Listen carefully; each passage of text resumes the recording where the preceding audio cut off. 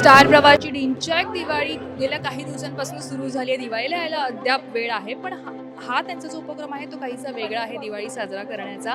आणि आपल्या सोबत आहे ईशा केसकर, जिची लक्ष्मीच्या पावलांनी ही मालिका येणार आहे. आणि आत्ता आपल्याला तिच्याशी या संदर्भात बोलायचं आहे की आज नेमकी तिने इथे कशी दिवाळी साजरी केली आहे. ईशा, जसं आपण म्हणतो की वेगळी दिवाळी आहे.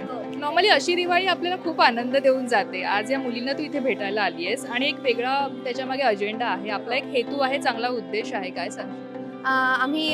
नमस्कार एकदा सगळ्या रसिक प्रेक्षकांना माझ्याकडनं दिवाळीच्या खूप खूप शुभेच्छा. दिवाळी म्हटलं की देवाणघेवाण आलीच. आपण आपल्या घरच्यांसाठी आणि आपल्या आप्तेष्टांसाठी आवर्जून गिफ्ट्स घेतो, घरच्यांसाठी गिफ्ट्स घेतो. काहीतरी एक वर्षभरातलं शॉपिंग आपण नेहमी दिवाळीत हे करतो. पण आज आम्ही अशा शाळेत आलो आहे, एस आर नाही सर जे आर स्कूल मध्ये आलो आहे आम्ही, जी एक नॉन फंडेड हे आहे, स्कूल आहे, जिथे लहान मुली आहेत. सगळे ही गर्ल्स स्कूल आहे आणि इट्स अ NGO स्कूल. तिथे खास करून या मुलींबरोबर हिंदी मीडियममध्ये 8वी ते 10वीतल्या मुलांबरोबर काम केलं जातं. आणि ह्यांच्याकडे प्रायमरी स्कूल किंवा प्रायमरी स्कूल नाही आहे. सो ह्या सगळ्या काय म्हणताल सोशली किंवा फायनान्शियली चॅलेंज्ड बॅकग्राऊंडमधून आलेल्या मुली आहेत.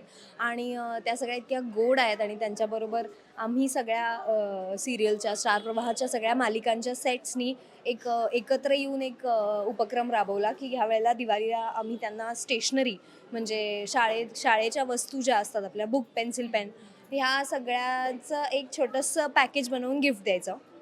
तर मी लक्ष्मीच्या पावलांनीकडनं आज स्टार प्रवाहानिमित्त ह्या शाळेला भेट द्यायचा मला मौका मिळाला, संधी मिळाली.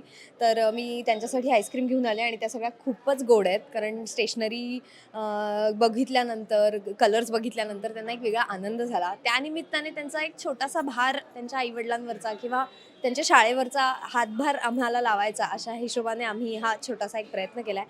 पण ते देताना आणि त्यांचे चेहरेच बघा ना, सगळ्यांचे इतके खुश आहेत. काहीतरी गोड खायला मिळतं आहे, इतके नवीन नवीन लोक भेटत आहेत त्यांना. आम्ही कलाकार आहोत ह्याचं त्यांना कौतुक वाटतं आहे. त्या आम्हाला मॅम आणि मिस आणि टीचर म्हणत आहेत. पण त्या सगळ्या खूप गोड आहेत. आणि मला खूप आवर्जून मी त्यांच्याशी बोलले आणि त्यांना मी सांगितलं की तुम्ही आयुष्यात तुम्हाला जे बनायचं आहे ते तुम्ही बना. तुम्ही निडर राहा आणि स्वप्न न घाबरता बघा आणि त्या स्वप्नामागे म्हणजे स्वप्नपूर्तीसाठी कष्ट करा. तू जसं आत्ता म्हणाली, स्टेजवर पण म्हणाली होतीस हो. की स्वप्न पहा. हो. ईशाने लहानपणापासून त्या गोष्टीला कसं फॉलो केलं की स्वप्न पहा आणि ती पूर्ण करण्यासाठी झगडा, असं तू म्हणालीस. हो. तर मुद्दा असा आहे की आपल्याला म्हणजे मला तुझं स्वप्न जाणून घ्यायला आवडेल, ज्यासाठी तू आता झगडतेस. मला स्वतःला एक चांगलं व्यक्ती बनायचं होतं. लहानपणापासूनच मला असं वाटायचं की आपण सगळ्यांनी एक जबाबदार नागरिक बनायला हवं आहे. पण एकमेकांशी खूप छान वागायला हवं. आणि काही लहानपणी काही अनुभव असे येतात की मोठ्यांकडनं येतात, जे कधी चांगले असतात, कधी वाईट असतात. तेव्हा आपण मग इनोसेंटली ठरवतो की हे मी मोठं झाल्यावर मी कोणाशीच नाही वागणार, किंवा मी मोठी झाली की मी ह्याच्यात बदल आणायचा प्रयत्न करेन.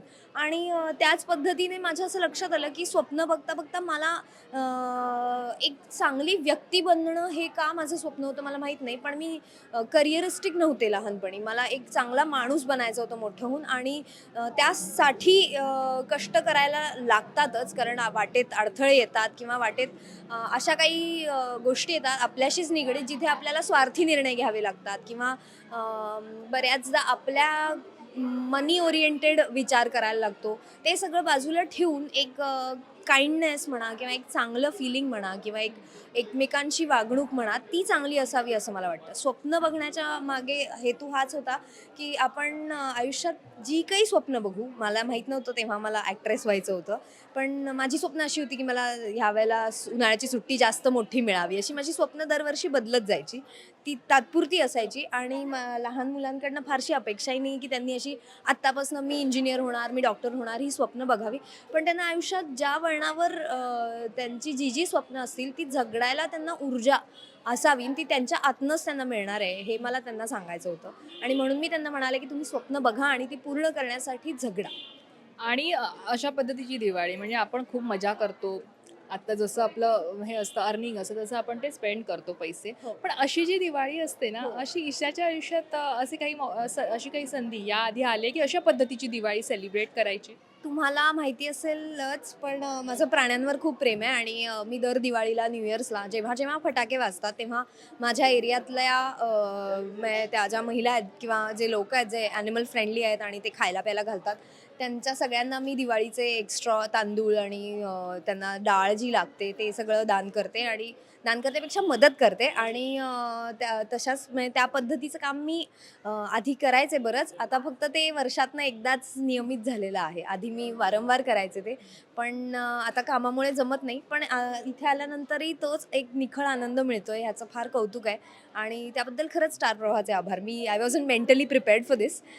इथे आल्यानंतर त्यांच्याशी गप्पा मारताना आणि त्यांना वस्तूंची देवाणघेवाण करताना त्यांच्या डोळ्यातलं जी जी चमक येते ना, ती फार गोड आहे. मग ती दिवाळीमुळे असू दे, ती ती त्यांच्या कुठला काय आपला होळीमुळे असू दे, कुठलाही सण असू दे, त्या निमित्ताने त्यांच्याशी संवाद साधायला मिळतो. त्यांना एका इतक्या सगळ्या ॲक्ट्रेसशी भेट करायला मिळते, हीच खूप छान गोष्ट आहे. एक वुमन्स एम्पॉवरमेंटचा एक जोडलेला आहे हा मुद्दा. म्हणजे त्याच्यावर तू किती विश्वास ठेवतो आणि कशा पद्धतीनं ते अजून व्हायला पाहिजे, काय एकंदरीत सांगशील? कारण आता हा स्टार प्रवाहाचा हे आहे तो एक वुमन एम्पॉवरमेंटला पण एक पुश करतोय आणि आता सध्या बरंच आपण बघतो की त्या पद्धतीनं काम होते. तू कसं या बाबतीत प्रोत्साहन देऊ इच्छितेस किंवा तू कसं तुझा एक दृष्टिकोन काय आहे? विमेन एम्पॉवरमेंटचा माझ्यासाठी अर्थ हाच आहे की कुठल्याही स्त्रीला ती जे काही काम करते, ती घरात असू दे, ती बाहेर असू दे, ती आज आर्मीत असू दे, नेव्हीत असू दे, ती मेडिकल लाईनला फ्रंट लाईनला असू दे, किंवा ती घरातली गृहिणी असू दे, आज आज इतकी वर्ष तिच्यावर जी, किंवा कॉलेजमधली मुलगी असू दे, जी नुकतीच वयात आलेली मुलगी असू दे, सगळ्यांनाच वेगळ्या प्रकारचे स्त्री म्हणून पुरुषांपेक्षा आपल्याला वेगळी काही प्रॉब्लेम्स किंवा ऑब्स्टॅकल्स आयुष्यात स्ट्रगल म्हणून करावी लागतात. त्या सगळ्यांना तोंड देताना कधी कधी आपलंच एक खच्चीकरण होतं किंवा आपण स्वतःमधला विश्वास गमावतो. आय थिंक स्टार प्रवाहाचं म्हणणंच हे आहे की तो विश्वास कधी कधी डगमगतो, पण तुमच्यामध्ये ते आहे, तुमच्यात तो इंटेलिजन्स आहे, तुमच्यात ते स्किल आहे, म्हणूनच तुम्ही तिथपर्यंत पोचलात. तर कधी कधी काही दिवस आपले नसतात, पण इतर दिवशी तुम्ही कोण आहात आणि तुम्ही काय कॅपॅसिटीचे आहात, कॅपेबिलिटीचे आहात, हे सगळ्या स्त्रियांनी लक्षात घेतलं पाहिजे. आणि फक्त नेगेटिव्ह आठवणी नाही तर पॉझिटिव्हही अचीव्हमेंट्स त्यांनी स्वतःच्या लक्षात घेतल्या पाहिजेत. आणि आत्मविश्वास इज द की.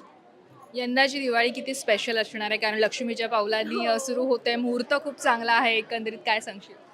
खूपच परीक्षेला बसल्यानंतर म्हणजे अगदी UPSC आणि ह्यांचे जसे रिझल्ट लागतात आणि त्यांना जसं प्रेशर असतं तसंच प्रेशर आहे.